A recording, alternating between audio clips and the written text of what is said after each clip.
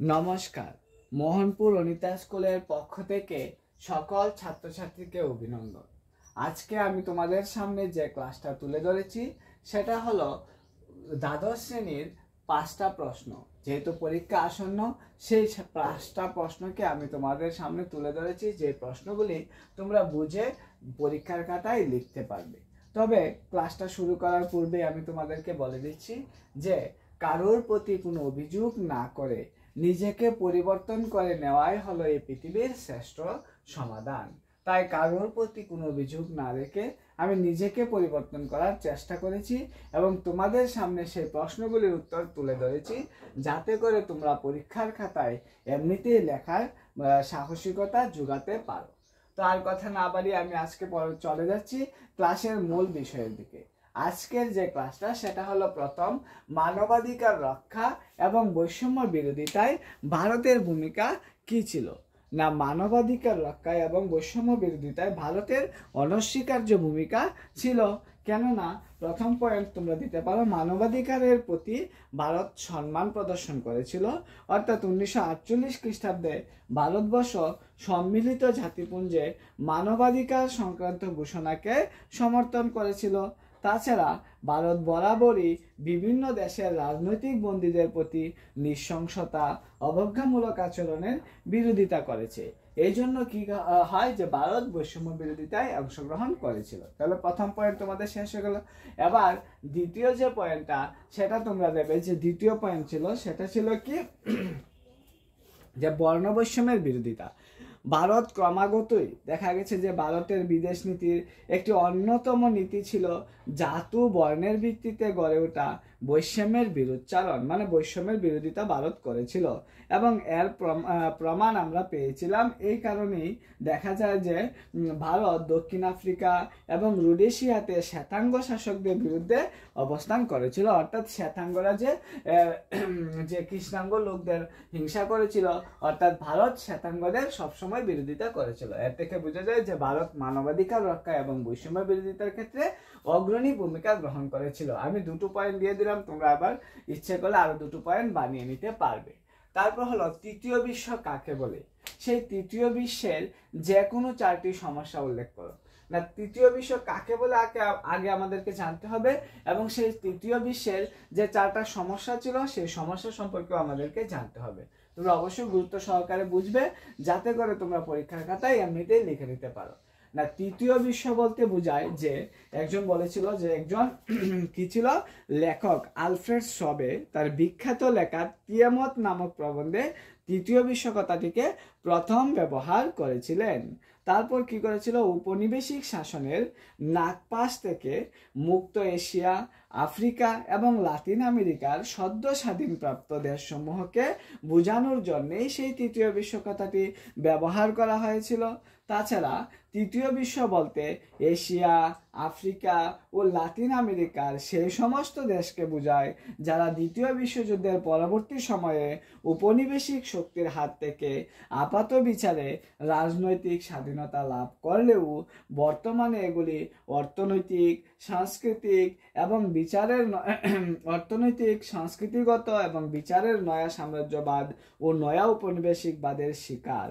এই দেশগুলি সাম্রাজ্যবাদ ও উপনিবেশিকবাদের অবসানের জন্য সক্রিয়ভাবে প্রচেষ্টা চালিয়ে যাচ্ছে। এই যে চালিয়ে যাওয়া, এটাই হলো কি তৃতীয় বিশ্ব। তাহলে তৃতীয় বিশ্ব বলতে আমরা কোন কোন দেশগুলিকে বুঝবো সেগুলি তোমরা অবশ্যই মনে রাখবে, ঠিক আছে। তৃতীয় বিশ্ব বলতে আমরা এশিয়া, আফ্রিকা এবং লাতিন আমেরিকায় যে সদ্য দেশগুলি রয়েছে, মানে নতুন দেশগুলি রয়েছে, সেই দেশগুলি যে শিকার হয়েছিল নয়া উপনিবেশিকবাদ এবং সংস্কৃতিবাদের শিকার হয়েছিল, ওইগুলিকে আমরা তৃতীয় বিশ্বের দেশ হিসাবে বিবেচনা করব। এবার প্রশ্ন, তৃতীয় বিশ্বের যে কোনো 4টি সমস্যা, মানে তাদের মধ্যে কি সমস্যা ছিল? হ্যাঁ, তাদের মধ্যে তো একাধিক সমস্যা ছিল, কারণ তারা সাংস্কৃতিক এবং কি করেছিল, নয়া উপনিবেশিকের শিকার হয়েছিল। সেই সমস্যাগুলি হলো, প্রথমত যে সমস্যা সেটা হলো অর্থনৈতিক নির্ভরশীলতা। হ্যাঁ, তাদের মধ্যে অর্থনৈতিকভাবে তারা দুর্বল হওয়ার ফলে দেশগুলি তাদের অভ্যন্তরীণ ও বৈদেশিক নীতি প্রণয়নের ক্ষেত্রে উন্নত বিশ্বের দেশগুলির উপর নির্ভরশীল হয়ে পড়েছিল। মানে উন্নত যে বিশ্বের দেশগুলি ছিল তাদের উপর নির্ভরশীল হয়ে পড়েছিল। এই জন্য তারা কি করেছিল, তৃতীয় বিশ্বের দেশগুলির মধ্যে সমস্যা দেখা দিয়েছিল। তাছাড়া ছিল দারিদ্র্য। তৃতীয় বিশ্বের দেশগুলি অধিকাংশ দরিদ্র সীমার নিচেই বসবাস করে, ফলে খাদ্যের অপ্রতুলতার জন্য মানে খাদ্যের অভাবের জন্য কি সমস্যায় জর্জরিত থাকতো। তাছাড়া ছিল নিরক্ষরতা। হ্যাঁ, সাক্ষরতা তো সবসময় প্রয়োজন, যে কোনো দেশ উন্নতির ক্ষেত্রে স্বাক্ষর হওয়াটা কিন্তু খুবই ইম্পর্টেন্ট। মানে যদি কোনো দেশের নাগরিক স্বাক্ষর না হয় তাহলে সেই দেশটা কি হবে না, উন্নতি হতে পারবে না। তাহলে যে জায়গাটা পয়েন্টটা সেটা হলো কি সাক্ষরতা। হ্যাঁ, স্বাক্ষর মানে নিরক্ষরতা। তৃতীয় বিশ্বের দেশগুলিতে শিক্ষার প্রসার ও সম্প্রসারের ক্ষেত্রে বিশেষ কোনো অগ্রগতি লক্ষ্য করা যায়নি, যা তৃতীয় বিশ্বের একটি গুরুত্বপূর্ণ সমস্যা হয়েছিল। তারপর ছিল রাজনৈতিক অস্থিতিশীলতা। মানে রাজনৈতিকভাবে এটা তো প্রতিটা বিশ্বে, বিশেষ করে দেখা যায় যে বিশ্বের যে প্রতিটা দেশেই মানে যেখানে গণতন্ত্র বিরাজ করছে সেখানে দেখা যায় কি তৃতীয় বিশ্বের দেশগুলিতে অকারণে মানে রাজনীতির কারণে অকারণে সরকারের পতন, সামরিক অভ্যুত্থান, রাজনৈতিক হত্যাকাণ্ড প্রায় দেখা যায়। মানে গণতান্ত্রিকভাবে কোনো না কোনোভাবে দেখা যায় রাজনৈতিকভাবে কোনো একটা সরকারের পতন ঘটে, আর সেই সরকারের পতন ঘটলেই রাজনৈতিকভাবে দেখা যায় একাধিক কি খুন হতে দেখা যায়। এটা ছিল একটা সমস্যা। ঠিক আছে, তারপর হলো কি ভেটু ক্ষমতা বলতে কি বোঝায় এবং কোন কোন দেশগুলি ভেটু ক্ষমতা বুক করে থাকে।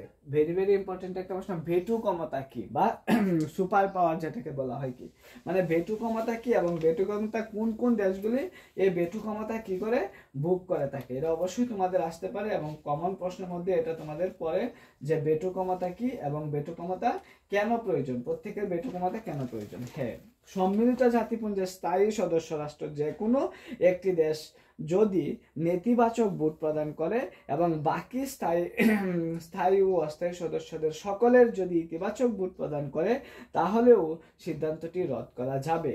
সম্মিলিত জাতিপুঞ্জের এই ধরনের নেতিবাচক ভোট প্রদানকে বলা হয় ভেটু ক্ষমতা। ঠিক আছে, যেমন মার্কিন যুক্তরাষ্ট্র, ফ্রান্স, রাশিয়া, গ্রেট ব্রিটেন, চীন।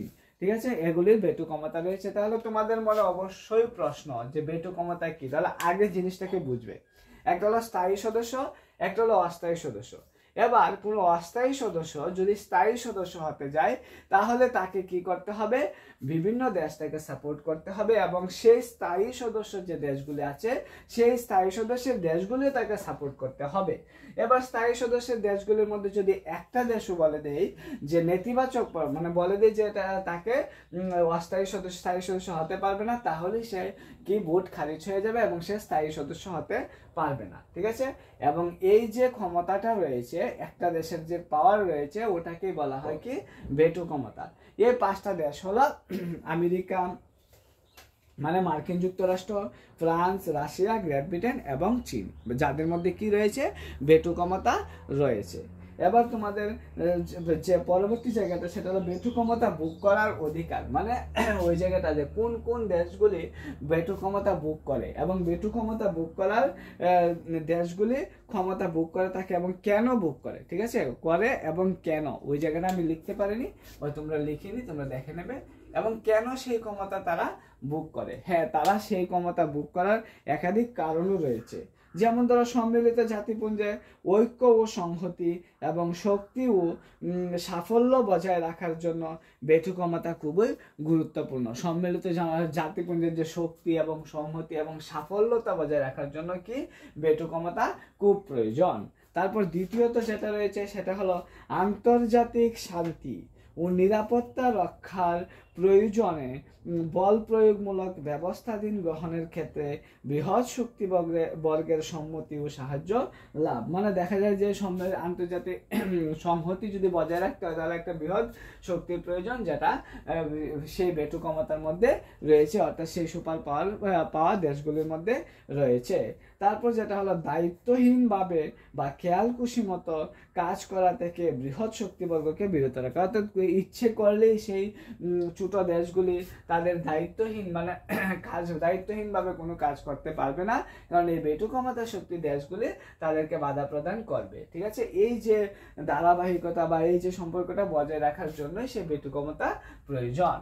এবার যে প্রশ্নটা সেটা হলো বিশ্ব শান্তি রক্ষায় বা জাতিপুঞ্জের ব্যর্থতার দুইটি কারণ লিখো, অথবা জাতিপুঞ্জের ব্যর্থতার দুইটি কারণ লিখো। মানে বিশ্ব শান্তি রক্ষা বজায় রাখার জন্য জাতিপুঞ্জ কেন ব্যর্থ হয়েছে, ঠিক আছে, কেন তাদের বারবার ব্যর্থতার শিকার হয়েছে, কেন তাদেরকে সে বেটু ক্ষমতার উপর পিছিয়ে পড়তে হয়, কেন তাদেরকে সে কোনো না কোনোভাবে তারা দুর্বল হয়ে পড়ে বিশ্ব শান্তি রক্ষায় জাতিপুঞ্জ। মানে জাতিপুঞ্জ কেন দুর্বল হয়ে পড়ে? আমরা জানি যে জাতিপুঞ্জ দুর্বল হওয়ার কথা নয়, কারণ জাতিপুঞ্জ একাধিক দেশ নিয়ে গঠিত, কিন্তু তবু তারা কেন দুর্বল হয়ে পড়ে? হ্যাঁ, তারা দুর্বল হওয়ার কারণ হলো নিজস্ব সামরিক বাহিনী নেই। সে জাতিপুঞ্জে দেখা যায় যে সম্মিলিত জাতিপুঞ্জের নিজস্ব সামরিক বাহিনী নেই। এর ফলে জাতিপুঞ্জ অনেক সময় যুদ্ধরত রাষ্ট্রগুলির বিরুদ্ধে উপযুক্ত ব্যবস্থা গ্রহণ করতে পারে না, যেহেতু তাদের নিজস্ব কোনো নেই, যে সৈন্য নেই। সেই জন্য তারা কি করে, যে সেই যুদ্ধরত দেশগুলির বিরুদ্ধে একটা ভালো সিদ্ধান্ত নিতে পারে না, কেননা তাদের নিজস্ব কোনো সৈন্য নেই। তাছাড়া যেটা হলো বেটু ক্ষমতা, সে জাতিপুঞ্জের সনদের 27 নং ধারা অনুসারে নিরাপত্তা পরিষদের স্থায়ী সদস্য রাষ্ট্রসমূহের বেটু ক্ষমতার প্রয়োগের অধিকার থাকায় স্থায়ী সদস্য রাষ্ট্র সমূহের আস্থাভাজন কোনো রাষ্ট্রের বিরুদ্ধে ব্যবস্থা করা যায় না। অর্থাৎ সে যেহেতু দেখা যায় যে কি স্থায়ী সদস্য, যে মানে সুপার পাওয়ার যাদের রয়েছে, সেই সুপার পাওয়ার থাকার কারণে বিশ্ব শান্তি রক্ষায় যে দেশগুলি যুদ্ধরত অবস্থায় থাকে, সেই যুদ্ধরত দেশগুলি যদি সে বেটু ক্ষমতার অধীনে বা স্থায়ী সদস্যের অধীনে থাকে, একটি দেশের সাপোর্টে থাকে, তাহলে তাদের বিরুদ্ধে কি করা যায় না, অ্যাকশন নেওয়া যায় না, বা তাদের বিরুদ্ধে কোনো কি করা যায় না, অভিযোগ করা যায় না। এই জন্য দেখা যায় যে বারবার জাতিপুঞ্জ ব্যর্থ হয়ে থাকে।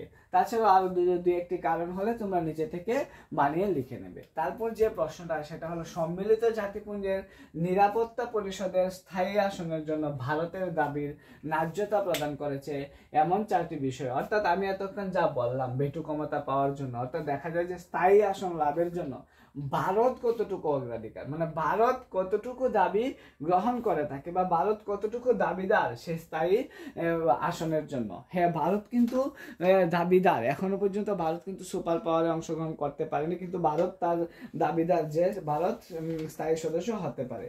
এবার কেন ভারত দাবিদার? কারণ ভারত বিশ্বের বৃহত্তম গণতান্ত্রিক দেশ, ঠিক আছে, যেহেতু ভারত বিশ্বের বৃহত্তম গণতান্ত্রিক দেশ এবং সম্মিলিত জাতিপুঞ্জের শুরু থেকে ভারত এর সদস্য ছিলেন, সম্মিলিত জাতিপুঞ্জের সদস্য ছিলেন। তাছাড়া ভারত সম্মিলিত জাতিপুঞ্জের শর্তানুসারে পৃথিবীর বৃহত্তম গণতান্ত্রিক দেশ, তাই ভারত নিরাপত্তা পরিষদের স্থায়ী সদস্য হওয়ার দাবিদার। যেহেতু যে সম্মিলিত জাতিপুঞ্জ যেদিন থেকে শুরু হয়েছে এবং প্রথম থেকেই সেই সম্মিলিত জাতিপুঞ্জ অংশগ্রহণ করে রেখেছে, এই জন্য ভারত স্থায়ী সদস্য হওয়ার দাবিদার দাবি রাখে। ঠিক আছে, তারপর দ্বিতীয়ত যেটা হলো ভারত বিশ্বের প্রথম জনবহুল দেশ, মানে পৃথিবীর মধ্যে সবচেয়ে বেশি জনসংখ্যা এখন ভারতে রয়েছে। সেই ভারত যেহেতু সবচেয়ে জনবহুল দেশ, তাছাড়া ভারতের মধ্যে গণতন্ত্র বজায় রেখেছে দীর্ঘকালীন ধরে, মানে এখনো পর্যন্ত ভারতে গণতন্ত্র বজায় রেখেছে। ঠিক আছে, ভারতের স্থান অন্যতম। আবার ভারত বিশ্বের বিভিন্ন বা দীর্ঘ সময় ধরে গণতন্ত্র বজায় রেখেছে, আবার ভারতও নিরাপত্তা পরিষদের স্থায়ী সদস্য হওয়ার দাবি রাখে। আর এইসব কারণে ভারত কি করে নিরাপত্তা পরিষদের স্থায়ী সদস্য হতে পারে। তাছাড়া ভারতের মধ্যে যে মানে নিরাপত্তা সম্মিলিত জাতিপুঞ্জ নিরাপত্তা পরিষদের যে সৈন্য সংখ্যা রয়েছে, সেই সৈন্য সংখ্যার মধ্যে ভারতের সৈন্য সংখ্যায় সবচেয়ে বেশি। ভারতের সৈন্য সংখ্যা সেই নিরাপত্তা পরিষদের মধ্যে সবচেয়ে বেশি, যার জন্য ভারত কি করেছে, সেই স্থায়ী সদস্য হওয়ার দাবি রাখে। অর্থাৎ দেখা যায় যে তাছাড়া ভারত কি করেছে, সাহায্য প্রদানকারী অন্যান্য দেশকে সাহায্য করে, আর্থিক অনুদানকারী দেশগুলি স্থায়ী সদস্যের মর্যাদা পায়। তাই ভারত স্বাধীনতার পর থেকে দীর্ঘ সময় ধরে সম্মিলিত জাতিপুঞ্জে নিয়মিতভাবে আর্থিক অনুদান এবং পার্শ্ববর্তী দেশগুলির ক্রমাগতই ভারত সাহায্য করে এসেছে। তাই ভারত সম্মিলিত জাতিপুঞ্জের স্থায়ী সদস্য হওয়ার কি রাখে, মর্যাদা রাখে। কারণ পার্শ্ববর্তী যে দেশগুলি, সেই দেশগুলিতে ভারত বরাবরই সাহায্য করে গেছে, যে কোনোভাবে ভারত তাদেরকে সাহায্য করেছে এবং সাহায্য করছে, এই জন্য ভারত স্থায়ী সদস্য হওয়ার দাবি রাখে। তারপর যে লাস্ট যে পয়েন্টটা সেটা হলো কি, ভারতের সম্মিলিত জাতিপুঞ্জের কার্যত সম্মত উদ্যোগে অংশগ্রহণ, মানে সম্মিলিত জাতিপুঞ্জের যত কাজ আছে সেই কাজগুলিতে ভারত সম্পূর্ণভাবে অংশগ্রহণ করে। যেমন ধরো সম্মিলিত জাতিপুঞ্জ প্রতিষ্ঠা হওয়ার পর থেকে এখন পর্যন্ত ভারত সম্মিলিত জাতিপুঞ্জের সকল উদ্যোগে অংশগ্রহণ করেছে। যেমন এখনো জাতিপুঞ্জের অধিকাংশ সৈন্য ভারতের, আবার করোনাকালে ভারত কি করেছে, অনেক দেশকে সাহায্য করেছে। সেই সূত্রে ভারত স্বাভাবিকভাবে স্থায়ী সদস্যের মর্যাদা পাওয়ার দাবি রাখে। তাছাড়াও ভারতকে ফ্রান্স, রাশিয়া, ব্রিটেনের মতো দেশগুলি, যে সুপার পাওয়ার দেশগুলি আছে, সেই সুপার পাওয়ার দেশগুলিও কি করে ভারতকে স্থায়ী সদস্য হওয়ার কি মর্যাদা দিতে চায়। এই জন্য ভারত স্থায়ী সদস্য হতে পারে। এই 4টা প্রশ্ন আমি তোমাদেরকে বুঝিয়ে দিলাম। তোমরা নিজেদের মতো করে শিখে নেবে। কারো নোট বই আছে, নোট বই থেকে শিখে নেবে। কারো নোট আছে, সেই নোট থেকে শিখে নেবে। কিন্তু শিখে নেবে, কারণ তোমাদের পরীক্ষা খুবই সামনে এবং তোমাদের সেই প্রশ্নগুলি শেখা প্রয়োজন। যদি তোমরা এখান থেকে শিখে সামান্য ভালো রেজাল্ট করতে পারো, তাহলেই আমি নিজেকে সার্থক মনে করব। সবাই ভালো থাকবে। নমস্কার।